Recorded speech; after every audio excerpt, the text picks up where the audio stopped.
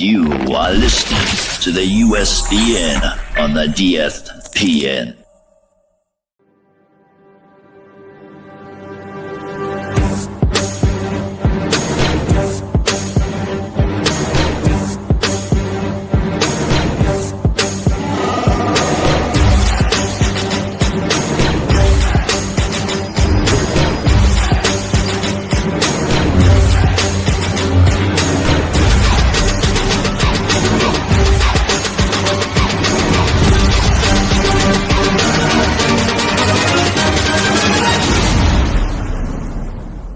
It's a trap!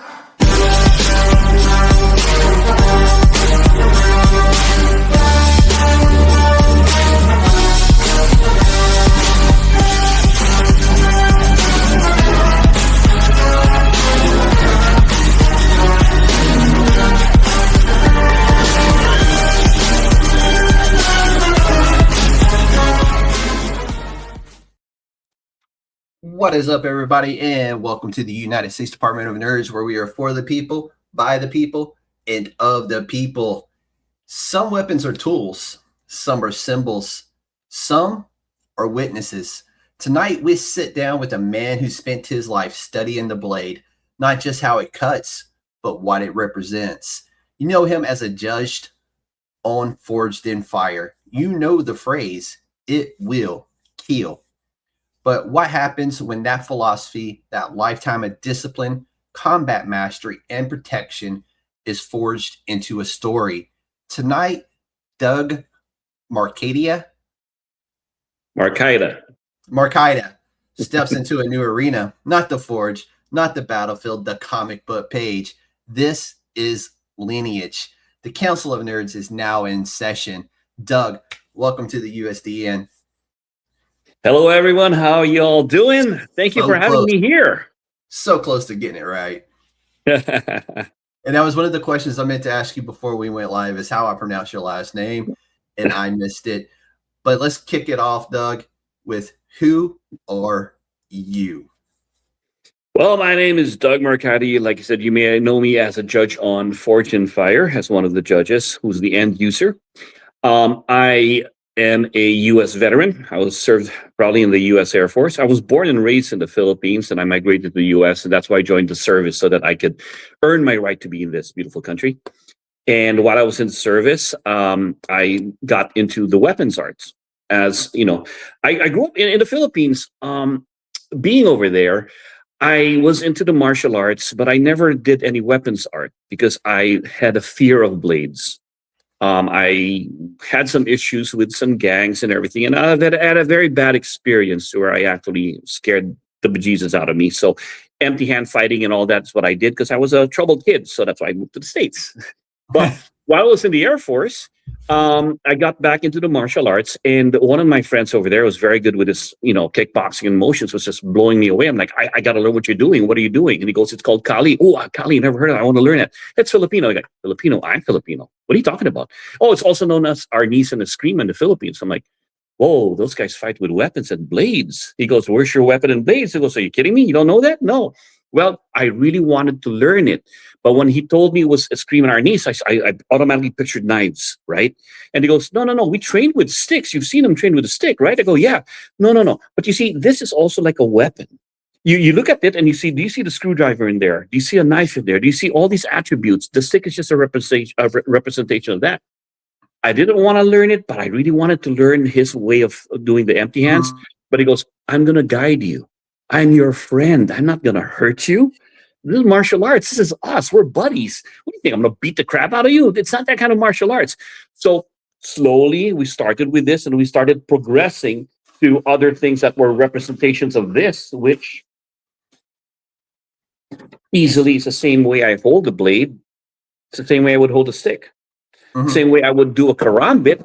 It's the same way. If I see, you start to see all these things in there, and just the attributes of that. Yeah. So in so doing, I conquered my fear, and I became addicted to the art, my own ancestral art. Then I started going to the Philippines, and I've traveled everywhere, and that's how my cycle of knife got created.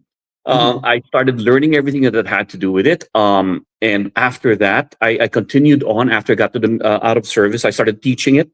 And in my travels, I started to get requests to start doing seminars. A lot of my students were instructors already in the military and law enforcement. So it said, create a program for this. We created the program. And I started designing the blades based on, because I was a military contractor on the side to teach the weapon combatives. So I started to design the blades with K.E.A.L and Fox and all these other companies. And one day, ForgedInFire called looking for an end user. They found my videos on YouTube. And shall we say, the rest is history. I got to do what I love. I had to leave my medical field job after 21 years to be a military contractor. But then the show came over and I said, I'd rather just do the show than that. And it was a blessing in disguise. That's I got really to do my awesome. passion. So you've lived in a world of weapons, martial arts, and you've trained for decades. What made comic books the medium to choose to tell your story of lineage? It's because, the comic book is nothing more than a way for me to tell my story. When I was already training my arts, I met with my grandmasters and my teachers and my fellow trainers. We all had stories to tell. I go to the Philippines, and even though as good as they are with the weapons, there was always mysticism involved in the blade. There was a lot of spirituality involved in the arts. My teachers all had amulets. Amulet for what? To protect me from bullets or evil and spirits? I go, what? I go, well, this one here, you're afraid? Yeah, they have that. And I've seen things where I don't question it because I'm the Westerner. But all these stories, fireside stories, everything we do in our training, it really resonated with me to be able to make stories out of it for my own. Now, fast forward, I'm on ForgedInFire and I'm studying the all iconic weapons from history, and I'm looking at different cultures. They have the same thing, Excalibur, the Lady of the Lake, or a Sword of Mars, or Sword of Perseus. Every blade all over the world, they have all these stories as well. Yeah. So I wanted to create my own, based on even watching the bladesmiths when they say, I want to turn this ore into something. Well, I let the metal tell me what it wants to be. I'm like, that's the metal tells you? I'm like, So there's something to be said when they say they put their heart and soul into a blade. Well, I knew in other countries, in other cultures, they have souls and spirits living in blades. In some cultures, they have to make a male blade and a female blade. So they're all connected, right? Because it's all over the world. So with that, when I was talking to my producer on ForgedInFire, we actually came up with this concept to make a TV show. And that's what we were going to do. I was connected to ForgedInFire. Let's have this story about every blade having a story to tell. It's from the blade's point of view. That was very unique. It would have been unique, yeah. Yes. So COVID hit, and the film industry was going through changes. Cable is dying, and it's having its changes. So what happened was, my producer left our ForgedInFire and he got out of the business. I'm like, okay, I'm stuck with this. But then I never gave up on my dream to get this story told. So I met with some friends and some investors. They guided me to Kid Heroes. These guys, because I go, well, what's the first comic book going to be? Well, I go, one thing I learned, because I'm a motivational speaker. I do a lot of speaking engagements. I go, one thing I've learned, if you speak from experience, you're set. They can't tell you you're right or wrong. So I said, for the first book, my first series, Brotherhood of the Blade, I'm going to talk about my experience in the Philippines, my life, all the things that have to do from my stories of my blade. So I came up with lineage, because I'm going back through my own lineage, but there's more to the word lineage because of all the things that we're doing. And before you know it, there to be something a little bit more there. Oh, a lot more. Let's talk about it first, right? I'm talking about my lineage. I go back to the Philippines. The story of lineage is about these two brothers who grew up in the Philippines. They have a memory of training the blades.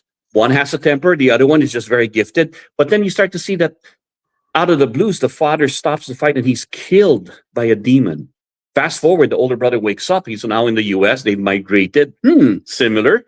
And as they migrate to the U.S., he has nightmares of the dream, and he doesn't want to remember anything about the Philippines, except that he inherited a blade that he gets to have from his father. Now, this blade is nothing more than just a trinket fidget tool. He uses it to spread butter and everything else, but never a weapon, because he just wanted to be reminded of what it is about. Yeah. The younger brother, on the other hand, goes, I don't remember much about when we were young.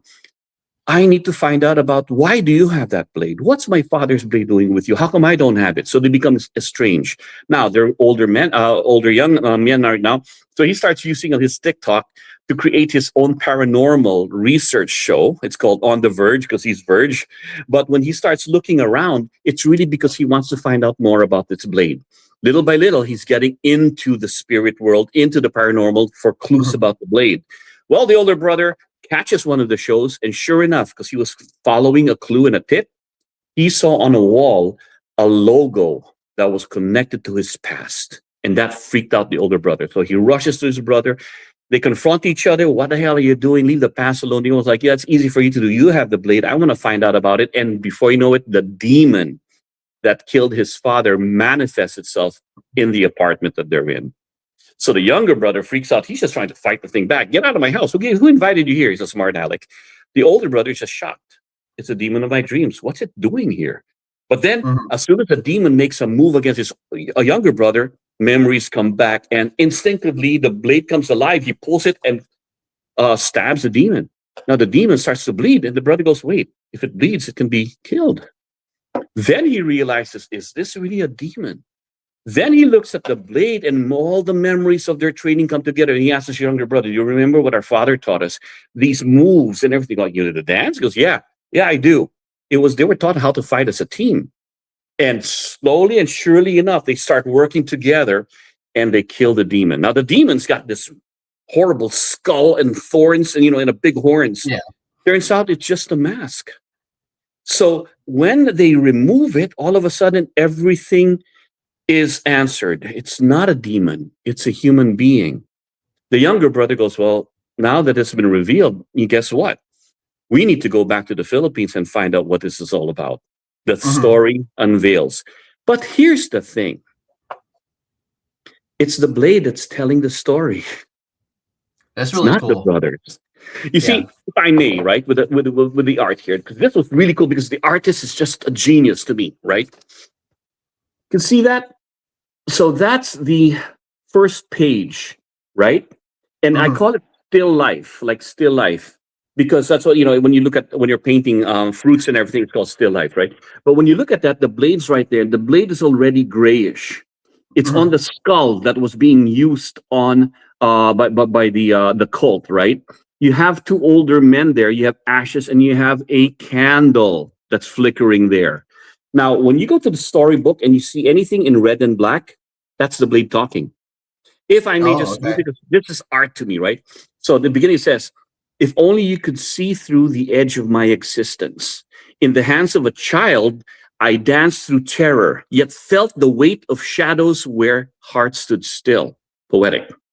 In the quiet moments, I long to be heard, sharp as a blade. In the hands of the brave, truth in the shadows dwell. Comes a tale where every blade has a story to tell. That's the way the blade is trying to tell. But you see what the beauty of this in the still life? You see the candle, the meaning of that? Oh, yeah. The blade is turning gray, and the blade is basically saying, before I die, before the last candle flames are put to rest, let me tell you my story before I die. It's beautiful. That's really cool. Yeah, and then it goes, and as you see the blade here is slowly fading away. It tells you in the beginning, when I first realized who I was actually being used by these brothers who were training with their father. That's a start. And when I saw this, really cool. That's like a movie. When the movies you see somebody dying, like yeah, that's me. Let me tell you what happened here. No, that is really cool. So, how much? You've already answered this, Ashley, but a lot of this is kind of inspired by your story, your personal story. There's pieces of it in this story. What was it like for you to kind of put a little bit of your real life into this story and kind of like a secondhand autobiography almost? It was easy because I already do this every day. In Facebook, I have something called Morning Coffee with Marcaida. It was a thing I started doing when I was away filming ForgedInFire, as to let my boys know this is what Dad does every day. Well, it turns out that they're not part of Facebook, so it became a community.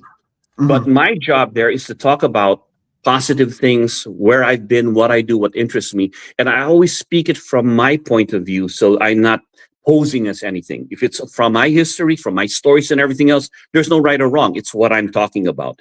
So when I got into the comic book thing, I just simply talk about the things that I already know, the things that I already see from different ways, and my creative way of telling a story, because I'm a storyteller. So it wasn't difficult at all. What was difficult was trying to make it into a comic book.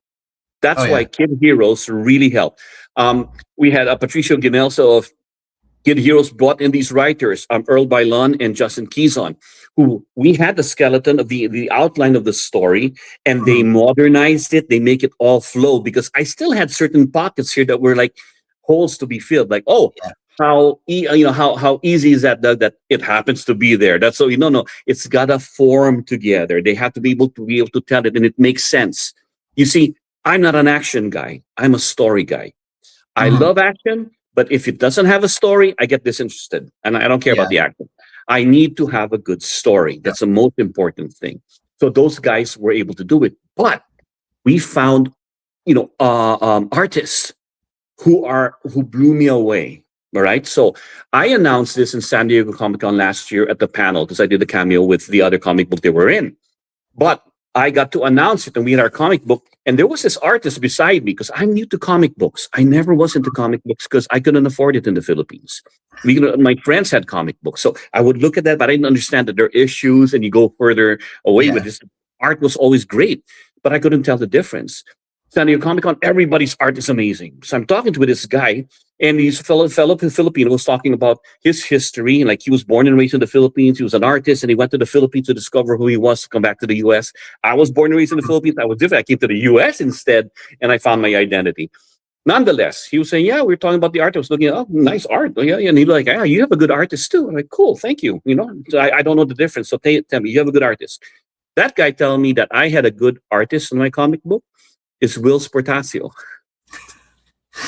He may know a thing or two. Yeah, I didn't know who he was until every time I mentioned it and I mentioned his name, I was like, are you kidding me? Like, I was sitting beside a legend and I didn't even know it. Man. It's amazing, right? How big that world is, and but also how small it is at the same time.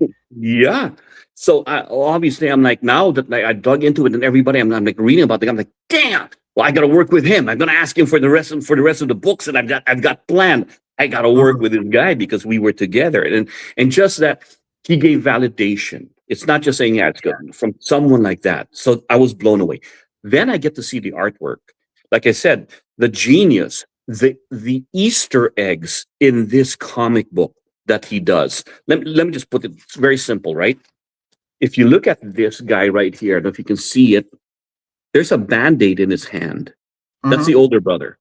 Now, when they're training and they're fighting, you'll notice that the younger brother is able to evade a lot of cuts. He doesn't have to work for it. The other one is full of temper and a lot of strength. He's working harder, not smarter. The Band-Aid, it wasn't until later he goes, that just goes to show that the older brother is not as skilled as the younger brother. What? Are you kidding me? That little small detail, because we always knew that the older brother had a temper. So these small details are all over the comic book. When I talk to him, he is a man of the land. He does venturing. He goes adventures. He always does a lot of hiking. He talks to the tribes and everything else. When he does that, he's really into the culture of the Filipinos. I was born and raised there. I didn't even know a lot of this. Even our blade that's telling the story. If you look at it from this point of view, at first I thought, what are those crocodile scales? It looked cool because it's just all I cared was about the mark. He goes, no, look at it that way. You see the little dots there? Those are the heads. You see, it's a stick man holding hands. That means family. Oh, okay. It's a real tattoo in our culture. I go, what? He goes, and he showed me his tattoo because the lady that put it there is famous. She still does it the old way. It's lineage in the blade. I'm like, are you kidding me? Really this guy understands it. But what made it even better was he's not a martial art practitioner in the Filipino arts. So when we got to talking about it, I don't want to see Superman punch. I don't want to see Hulk smash. I want to see Filipino martial art moves. So what we did to do that was I trained with my brother and I started recording my training sessions with my brother and the techniques to finish in the blades that we were doing. He watched it over and over, and he was able to capture those emotions. If you are a practitioner, you see, for example, there's a technique here we call the scissoring, right? We scissor this way, but in a comic book, it's stopped. But if you put the tracings and the motion, they go, I recognize that. So he was able to convey that because we recorded the videos. That's how I was able to get my martial art into this, because there's a lot of my history here. No, that is really cool. And I had a question prepared here just to ask you, what was that transition like going? I mean, you're a natural storyteller, but jumping into a comic book, that had to feel like something very unknown to you. And you've answered that. But it's really cool to see you not only jump into this unknown, but fully embrace it and to fully immerse yourself into it. San Diego Comic-Con is like the biggest Comic-Con in Comic-Cons, which is really cool that you got to go there. You got to sit on a panel and answer questions and just be there to immerse yourself in all that energy that San Diego brings with it. And all that energy also inspired and continued my story. You see, this is just issue 1. Issue 2.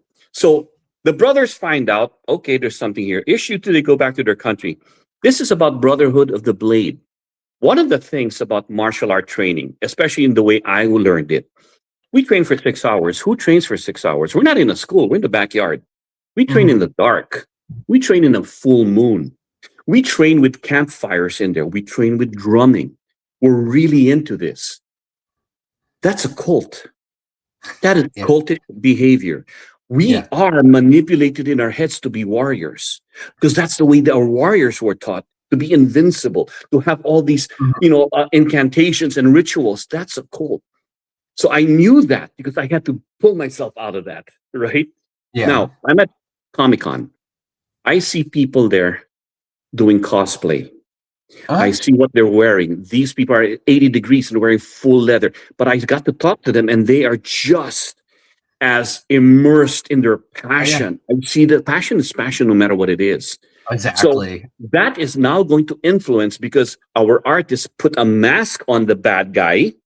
I go, our cult is going to be also answering the cult of cosplay, because cosplay has that. What is it about a mask? Why am I hiding behind the mask? What does a mask do? Am I invincible when I put a mask on? I may be a regular person without the mask, but if I put it on, I become something else. Yeah. So all that is found in my story.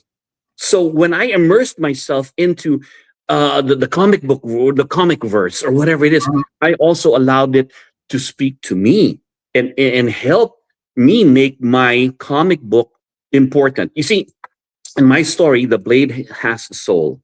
If you look at the first still, that's when the blade's about to die. But here's the thing. When the blade dies, its soul will transfer to another blade in another era, in another time, and tell a different story. That's why it's also called lineage. It continues on. Dude, I love multi-layered stories like that. And just how it can apply to just about anything, but the fact that it's been applied to a blade in this instance, it's just so cool. Like the multi-level storytellings. Because there's so many metaphors, right? Things only comic books can do. Yes. In many ways, that's very freeing also. Yep. But just as there's meaning to the blade having a soul in it, and the blades, the blades which are making it, I wanted my comic book to have a soul in it as well. How do I do that? Issue 2. You do what Kiss did, because Kiss bled into the ink that they printed their comic book on. Yes. Supposedly. Exactly. Well, they also look at the comic art. It's got to be meaningful. So in issue 1, you get to meet the Marcaida that's selling the blade. Issue 2, you will get to meet my Kalihawk Tomahawk, real. You will get to meet, and you saw him already, I call this the Battle Bolt. These guys are making cameos in my story. They're part of it. Hey, man, what are you in issue 2? I'm in issue 1. Oh, no, we're both in issue 2. Yeah. How do you like it? Well, I like being interviewed. Yeah, I talk to my blades, right? But here's the thing. As a knife designer, I design all my blades. Now I'm putting this into my comic books. Why? Because it's meaningful to me to watch my comic book and say, hey, there you are. Thank you, man. It's meaningful to me that Yeah. these guys are part, and vice versa. The comic book world now comes into it, goes like, wait, there are real versions of this that you can get that are in the comic book? Yes. So doesn't that make it a little bit more meaningful to you to know that you can actually have the blade that was created from the story? And the same thing is, I have a story that's connected to the blade. That's why it's meaningful. That's, again, another way that I'm putting my soul into this, because now the comic book isn't just a comic book. If you had one of these and you picked it up and you know there's a story to it, it's a wonderment. I've given you that connection. That's what I want. It's not just a comic book. There are real things here that you can have tangible in your hands. And that was the idea. That is really cool. And like I said, I will always love comic books for that multi-level storytelling that they are able to do. So, and I love the fact that the way you're telling this story right now just answers a lot of my questions. But we're at the point now where, so the blood cult who is pursuing this blade as a supernatural edge to your story. I will always love a good supernatural edge in a comic book story, or just in a story in general. But how did that develop into your story? Because of my exposure to that world in my knife culture. There are blood cults in there. There are cults in the Philippines. There are myths, shall we say, that deal with that. You are able to absorb your enemy's energy by killing them. And there's a way, and there are rituals to that. The blade, and this is all, there's a lot of cultures that say that the blade has to be fed. When you unsheath your blade, you made a mistake. You better sheath it with blood, or it'll be thirsty, or it will cut you because you're not being careful. It's got to be fed. These are the myths and lores that we're talking about, right? There's a famous saying also in Latin America: do not unsheath me without honor. No, do not unsheath me without purpose. Do not sheath me without honor. Meaning, don't just pull me out with no purpose, but do not put me back without honor either. So there are so many meanings. Like I said, you had touched on this. The blade is not bad. It's the person using it that's bad. Yep. In the story here, the brother had to face his fears in order to conquer it. I faced mine. You see, when I look back in my lineage in my past, I realized I was afraid of blades, but it wasn't the blade that was bad. It was the people using the blade who accosted me that was bad. I was a kid. What the hell do I know, right? So when I look at this, it's the same idea. This is not evil. This is stuff that we can build on. It's used for destruction, yeah, but I can also open a box with this. I don't want to use my teeth. I can cut food with it. We use it all the time. I can cut stuff to build with it. I can cut to open up and cure a wound. So that of which destroys can also build. So that's the whole thing about this, right? It's not the blade. So don't blame and say the blade is bad, because the blade will go, look, you created me. Like if the blade ever went back to its bladesmith, right? Hey, Dad, how you doing? It's going along. How you been? Well, you know what? You made me as a weapon to cut and everything else. Well, you gave me away to someone, and that person, they used me to clean their toenails. The disgusting thing, Dad, what happened? I'm like, I don't know. It's not my fault. So if only they can come back and tell us. Oh man, that's definitely a dirty one. So at the end of the day, how would you describe Lineage? Is it ultimately an action story, or is it a story about healing, reconciliation? How would you describe Lineage as a grand total, if you can only sum it up one word, one way? It's our lineage. It's our story. Because I will tell you that one way I teach is the way. So one thing, what am I? A martial artist. I know how to tell stories. I have the ability to see one thing and tell me that I see more beyond normal perception. I see a screwdriver here. I see a whip. I see everything because I will make it as such. Knowing that when I tell my stories, in the beginning, I tell a story about a blade telling a story about its lineage. Then I talk about the brothers who are facing their fears. Then I talk about here what happens when you actually see something and you realize it's not what it is. You start to realize that the demons that we create are not the real demons in front of us. They're the demons we create in our heads and our past. So many times when people read this, they go, you can see the art, but look at the metaphor. Look at the other lessons that you can get. It is a reflection that you're able to go back into your past and see it from different points of view that give you different lessons. So lineage is ours. It's by being able to go back to heal yourself. But it's also in the beginning a whodunit. It's a thriller. It's a martial art action-packed. And it also delves into a lot of the human psyche about cultish behavior. Mm-hmm. So you brought real authenticity to your own comic with not just the blades, but with the martial arts. You've literally recorded yourself and your brother doing the martial arts in the backyard, and your comic artists recreated that in the book, which honestly, real choreographed fighting brought into the comic book world is the coolest thing ever, because we're not just getting Hulk smashes. We're not getting laser beam eyes.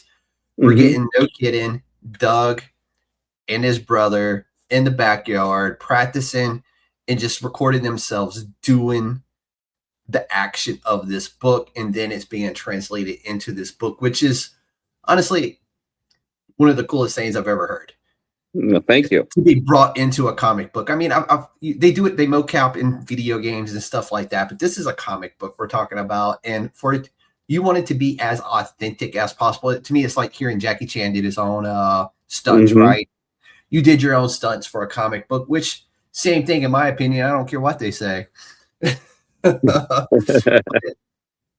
How did you, because you have to balance not just the martial arts, but the realism within the comic book as well. How did they, not just yourself, the writer, the comic book artist, how did y'all find balance within all that? Well, a lot of times we spent many a nights talking about the views that we have, and also the authenticity of it all. We talked about the one thing is we all are Filipinos in this group, because that's the first thing, right? I went That's back really to cool this, too. and some of them were born were born and raised here in the U.S. I have some in the Philippines, but we have that bridge, and we talk about our experiences from our culture. Yeah. That's why it's easy to remember. I go, hey, remember, like in Intramuros, have you been to the Philippines? Yeah, I've been to that old church. So that's the kind of feeling I want from that old church. Remember in the jungles and everything, we have banana leaves. Oh yeah, we have. So we can all relate to that feeling the minute we see it. And that's why it's easier to tell a story, because we're truly from that culture. Dude, that is so cool that you got a full up Filipino writing team, art team. Dude, that's just so cool. I've not seen that before, and it's just really cool to see not just the representation of the Filipino culture in a comic book like that. To me, I think this is the first time I've ever seen it personally. It's amazing.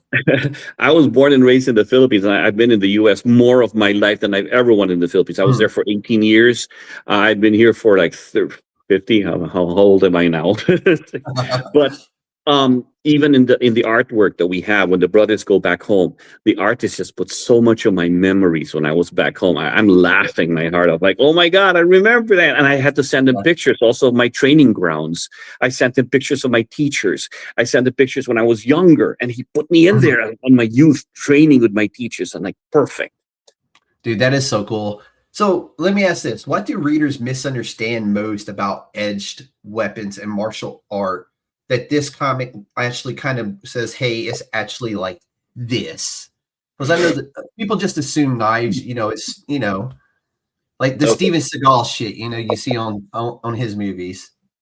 Well, one thing, being in the medical field, and I worked emergency room all the time in trauma, you don't survive weapon assaults that easily. There is a consequence to getting cut. You may be out for 6 months. You cut muscles and ligaments, you bleed. You don't survive that easily. So that's one of the things, right? We're nothing. We're airway, breathing, and circulation. You puncture one of those things, you're out. So in the movies, when you see somebody heal that quickly, I'm like, no, we're not John Wick. We're not going to heal that easily. It's dangerous. Yeah. It's dangerous. Weapons are dangerous. They're created for one purpose. When you get cut, you will feel it. You will go into shock. It does a lot to the body. Now, having said that, the weapon is not what's dangerous. It's the person wielding it. You see, in the Filipino martial arts, when you first learn, you go, okay, this is a single edge, this is double edge. We have two weapons. We have single weapon, we have a long weapon, short weapon. So it's all about the weapon system. But in reality, it's not. They're tools. You see, in the end, when you're at the higher levels, I am the weapon. Everything else is a tool. I will pick up something and I will look at its attribute and I will make it work. I can make a toothpick a very dangerous thing if I know what I'm doing. You know why? Because when I say this weapon, your focus is on this. Well, what about my punch? What about my elbow? What about my headbutt and my kick? And then I add this. So this is not the weapon. It's just one of the things I'm using. How many weapons did he have? He had one. I saw it in his hand. Like, that's a very, very limited way of looking at things. He had a sharp object in his hand, but he can punch, kick you, bite you, and everything else. But your focus is on that sharp edge. Now you're in trouble. If you look at the person as a whole, he's the weapon. All of a sudden, well, where are his tools? Everywhere around you is a tool, a chair, everything, your phone, everything is a tool that you can use.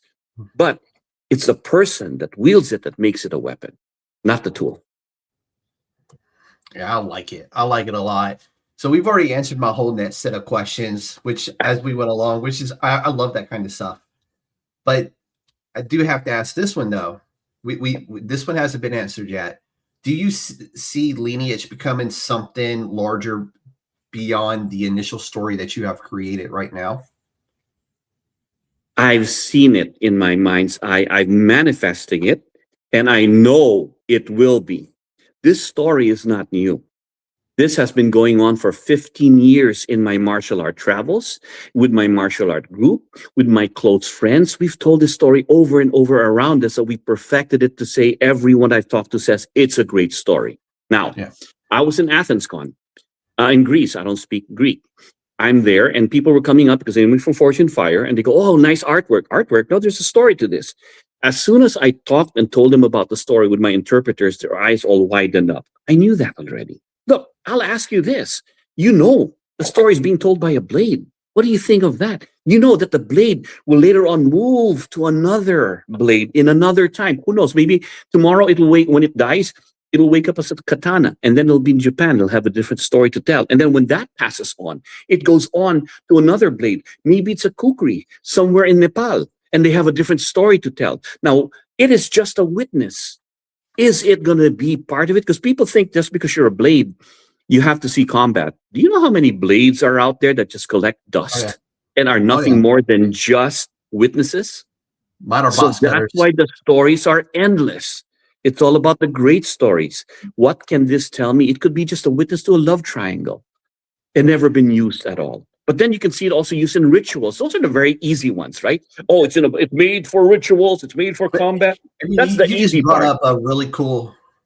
What I would really enjoy seeing is like, as the knife dies in this story and wakes up in its next life, is the next, maybe the next, couple of comic books. Like, it's just like this story that could just keep going and going and going. It is. It's made for that. That's exactly the plan. It's the same knife from the beginning, telling a different story from a different point of view in a different lifetime. It's not the same knife. Really it's cool. The same soul. Yes, the same soul. And that to me is just a really cool concept to run with. Yep. And I've already had like at least 4 books already planned out. This is just book 1, Brotherhood of the Blade. Nothing more than when it was living in this particular blade in the Philippines. But we have ones already for elsewhere. It could go forwards. It could go backwards in time. Yeah. Dude. It's timeless. That is a beautiful thing, Doug. And by damn, I'm here for it. I'm glad. Look, I'm looking forward to do. When you actually read the comic book. Let's get back together and do a comic reading. So I can tell you all the different Easter eggs that you can find in all the page that our artist has left behind for us to find. That is a good segue, and I'm a huge fan of Easter eggs in comic books. I will literally study comic books. Oh, you can read a comic book in 10 minutes. I cannot read a comic book in 10 minutes because I'm looking for Easter eggs. There may not be any in that entire book, but I'm still hunting for Easter eggs because there's got to be something there in my head. And it prevents me from just like, oh, I'm just going to read this story. No, I'm looking at the artwork. I'm looking at the individual person. I'm looking at the character's eyes to see where they're looking in the story. What are they looking at? So that's just me. I am well, that's a great way to so attentive to the details of the page of the story. But I'm glad you brought that up, because let's talk about this Kickstarter. It's currently ongoing.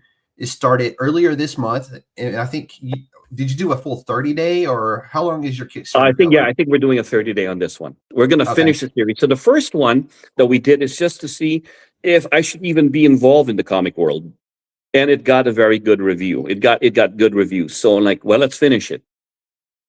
But here's why I like going back to my comic book and going back to the words, because, and let me explain this, because this is something important here, right? You say you can go back to the comic book and look for Easter eggs. The reality there is there are no Easter eggs. You just keep going back with a new set of eyes. You're older. Yesterday I go back to my this and I was looking at it, and then today I'm doing something I learned something else. I come back and I'm educated with more experiences. And so every time you go back to it, if I go back to it as a child, as an adult, a teenager, as an adult, I will see different things all the time. Plus, if I showed you this today, that's what you're getting right there. Tomorrow, I will ask you to do this. You'll see a different version. Now, I'll ask you to look at it from this point of view. That's all you're going to see. Or from this point of view. So it's always with new eyes, right? But the fact that you are going back and taking the time to do that, to find your lineage. Once again, I'm telling you, that word is so important. Let's go to Kickstarter. Let's do it. So this is why I want you to be part of this. I wrote lineage also for my great, great, great grandkids that I will never meet because I'm going to be dead. This is their lineage. This is where they'll go and go, you know, my great, great grandfather wrote this? Really? That's cool. Okay, number 2. I want you to be part of my lineage. Everyone who was part of lineage, of lineage in the first issue will forever be engraved on the comic series. I like that. What does that mean? That means that you too will be able to pass this on to your great, great, great, great grandkids. So when they pick it up, you go, you know, George Smith right there, that's my great, great, great, great grandfather. Yeah. You have something to that. Number 3, you're going to get replicas of the stories that are in here, of the characters that are in here. What am I going to do with this when I die? Well, I might as well pass it on to me. So my great, great, great, great grandkid goes like, so this is where he was and everything. And look at this ancient little thing. That was passed on to me. You see, when we look at the great comic series or great stories of old, Star Wars with George Lucas, imagine if George Lucas was there and saying, hey guys, I know this is going to be a hit. Would you like to be in my comic series? Imagine what that's worth today. Not only that, Game of Thrones. If I was like in the beginning, I was like, you know, guess what? I was there for Game of Thrones when it first, and then my name is in that comic book today. They didn't do that. I'm doing it for you. I'm telling you, be part of this so that you have something to hand to pass on, because we're not going to live forever. Be part of this because you have something, an heirloom to pass on. And I'm giving you the chance to be part of my journey. It's not my lineage anymore. It's our lineage. Who does that? I'm in the last quarter of my life where my job right now, my purpose is to leave everything that made me shine. I'm teaching seminars. My seminars will be teaching this because I got to leave it behind. What am I going to do with it? All my knowledge, everything that allowed me to shine so that other people will pick it up and shine. This story, book 1, who knows? If I'm lucky, I'll get to book 5.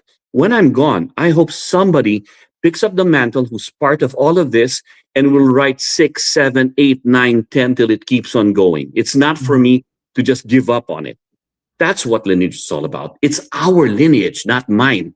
I'm just a piece of the puzzle that started it. Yeah, I love that way of thinking. So what did this first Kickstarter that you did for book number 1, what did that validation mean to you to have that one be as successful as it was? It was that I got to share my story with people, and I got to really talk to them and saying, did you see what I saw? That was the most important thing to me. When they read it, I was begging them, can you tell me what you read? What did you read? Because I want to know if I got my point across. And everybody had different versions of it. That's why I realized everybody will always put their own spin on it. But then wouldn't it be great if we all got together and talked about it?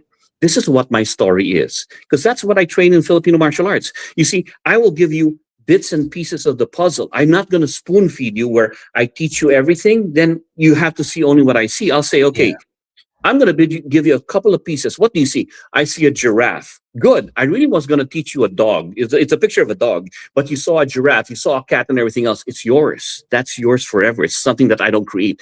Same thing with my storyline. I want to see what you read. And maybe somehow, some way, we're going to build on that for the upcoming series. Dude, I like it. And honestly, this has been coming into this. I didn't know. I kind of understood what the comic book was about. I mean, I got the bio, got all that stuff. I have not actually, as soon as we're done here, I'm hopping on Kickstarter and I'm getting my own lineage. And so I can read it. And, but we'll come back and we'll review it. We'll see what you saw. Oh, but 100%. I mean, if you're down for it, we will do it. Oh, I'm down. You know, Jeff's the guy who set it all up. Let's get back and do this. Like I said, I am just excited that I get to share my story, but I want to see what's in your mind's eye. And once again, after having met me, after having read this, and this is why it's so important to have for people to go to podcasts where they're featuring comic books, is that you get to really see what it's about. People don't read. They say I read. I glanced through it. I go, no, well, you don't really see it that way. So let's talk about it. And that's what I'm starting to learn. You know, I'm enjoying because you said, manifesting, right? Do I know that this is a hit? Yes, I do. I know this is 15 years, so I know. But I want to take you and make you part of it when it becomes. Now, this is just the call of action. This is just so be part of my Kickstarter. Look, I don't ever ask anything from my followers for nothing. It is something for something. You pay and you help support it. You're going to get a comic book. You're going to get all these add-ons, all these different versions of the comic book. You get the stuff. You'll get more. I'll sign it for you and everything else. I don't ask for something for nothing. You will be getting more than that. Then it becomes yours that you can pass on. That's forever. Yeah, I'm going to complain about, I donated to that. No, you did not. You got something that you're going to keep passing on. There's value. There is value. I'm telling you right now. Just like if I start in the beginning with George Lucas and the Star Wars and what those things are worth today, I'm telling you right now, this is what it's worth today. I've been there. I don't talk without confidence because I know I've already tested it. So that's what I'm doing. I want to give back. I want you to be part of my last purpose of my life. Dude, I love it, man. I love your enthusiasm. I love your energy. I love everything you're bringing to the table. In the representation of the Filipino heritage and its culture and its people. Like I said, I've not seen it in comic book form before. And to see you bring it to the forefront for everybody to see now is just simply a beautiful thing to behold. And I can't thank you enough for doing it. I've been there. I've done that. I've been all over Asia. We were talking beforehand. We're both prior service. And just getting to see it at the forefront of something like this in its natural, raw form that you brought it to. Absolutely amazing to see, Doug. Please join us. Not only that, I came up with another add-on that was so exciting about. So you have the blade array is functional and great, right? But that's a canvas right there. So one of the things we're going to add on is I'm going to have laser print of the comics art in it. That's another really cool, right? So I just keep on coming out and something like, let's make it more exciting. What else? You're gonna get a pendant of the blade. Oh, that's even cool, yeah. Right? Because why? Because I'm proud of it. Number one, it's cool. And it's just a representation of the characters. You have it red when it's active, and when it's dormant, it's black. Oh, that's really dope. And to be fair, I would probably on my next unboxing, I'll probably be sitting here with that trying to open boxes. No, this is just a pendant. It's not sharp. I would still try. But wait, there's more. I do have a sharp version of it, a box cover. Oh, see, that's what I need right there. That's what I need.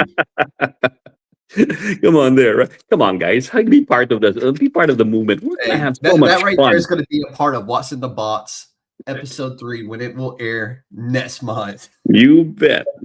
That's what it is. It's gonna be there, guys. Be part of the journey. I'm telling you, you won't regret it. What other comic books or comic series does this and involves everybody to have fun? Dude, I've been a part of so many Kickstarters. Like, I'm probably 40, 50 Kickstarters to some degree, whether it's been supporting them I think I'm a super backer on Kickstarter at this point, or I'm very close to it. So that's almost 25 Kickstarters there.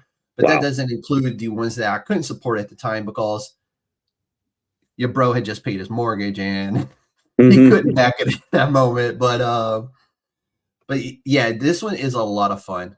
And I always like say, you know, for people doing Kickstarters, it's just to keep it simple, unless you have the means to make it something bigger and you have a team around you to help you make it something bigger. Then by all means, go big or go home, and you've gone big and you're at home, I'm guessing. So it's really cool to see something big like this, and you're not just, you know, like, yep, you can get comic books, but knives, you know, and that's really cool to me because I'm a big fan of knives. I lose them all the time. I don't know what it is. I probably have the worst habit of anybody about losing that kind of stuff. But so for my boot knife, I know where it is 24/7 a day, 7 days a week. It's right on my boot. I know where that one is. But when people hear your name years from now, Doug, we're talking years. I'm no longer doing this, and you're no longer doing what you do. What legacy do you want attached to your name at the end of the day? Is it ForgedInFire? Is it legacy? Is it your time in the military? Is it being a respiratory therapist?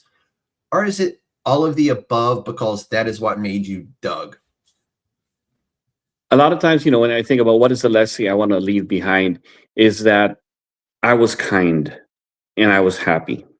That's what I want to leave behind, that I was considered a kind person. I have many issues in my life that I've ever done. I've done a lot of bad things and everything else, that now that I've been able to be pulled away from that, I want people to remember, I want them to, when they think about me, I want them to smile.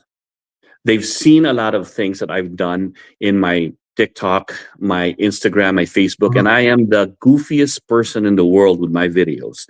I do the funniest things because I want them to smile for a lot of things. So I hope that that resonates with who I was. That's a judge. You know, I want one day that they'll say, you see that old man in the wheelchair there in the corner playing with the poop?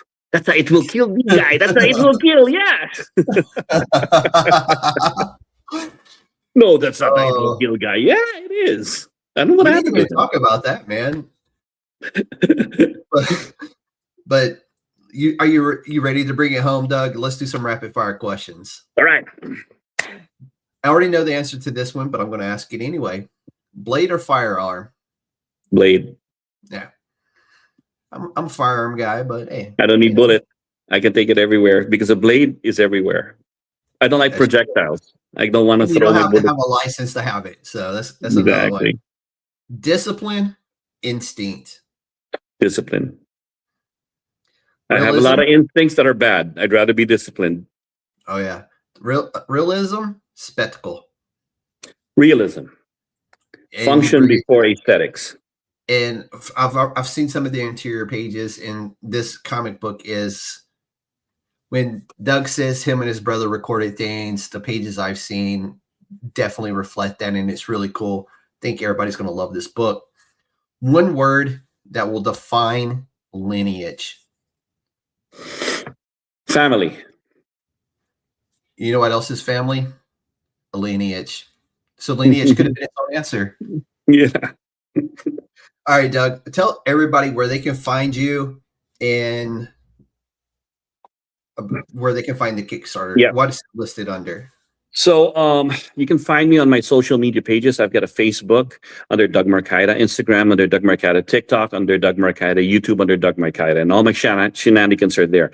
For this, just go to kidheroes.es/lineage, I believe. But if you just go to Kid Heroes, you'll find us listed there for our Kickstarter. We have about, I don't know, 25 more days, I think, or 20. I don't know how many days we got left, but be part of it. And for the first 50 backers, you will get a very special, what do they call it? It's a see-through cover with a red splash on it, right? Okay. Yeah. For the first 50 backers. So I think we're at 30, 35. So hurry up, guys, sign up. And you'll get that very special thing. When we're done here, it'll be 36 or 37. Hopefully more. Hopefully, Hopefully more. and Let's like I knock said, it out. This will definitely go live before the Kickstarter ends. Like I said, it'll be live within a couple of days. So hopefully it brings some more in, because it's definitely one out people should definitely check out. It's a fun story supporting a fun cause. I love seeing vets do good shit. And Amen. you're a good dude. I know people know you for ForgedInFire. I like to see you as you're that kid who came to the States, made the right choices in life, joined the military, earned your right to be here, which is, honestly, I've seen so many people do that throughout my 20 plus years of doing it. And it always fills me with pride that they are serving their country, that their adopted country, to become a part of that country. And it's amazing to see. Doug, I'm glad you did that, and I'm glad to have you here tonight. But everybody, go back Lineage. The link will be down into this. Actually, the link is currently in the description of this video, but once it goes live again on both podcast platform and on YouTube, all Doug's links will be in there. His TikTok, his Instagram, his Facebook, the Kickstarter link will all be there for you to check out. Highly encourage you, support a fellow veteran, and go give this a like. Pick up a copy of Lineage, because it's a fun book. I've seen covers of it. I've seen some of the artwork from it. Really beautifully done book. So check it out.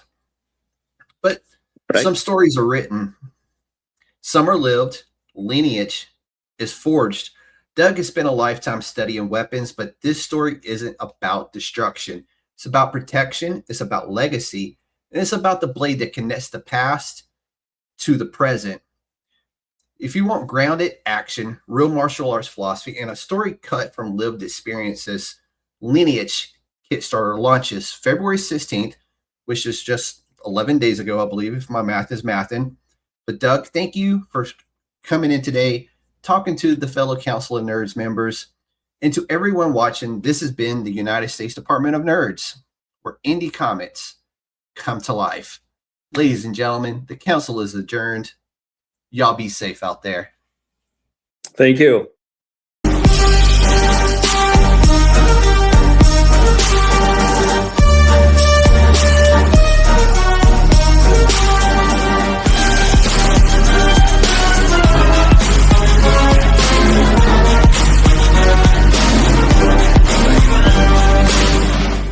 It's a trap!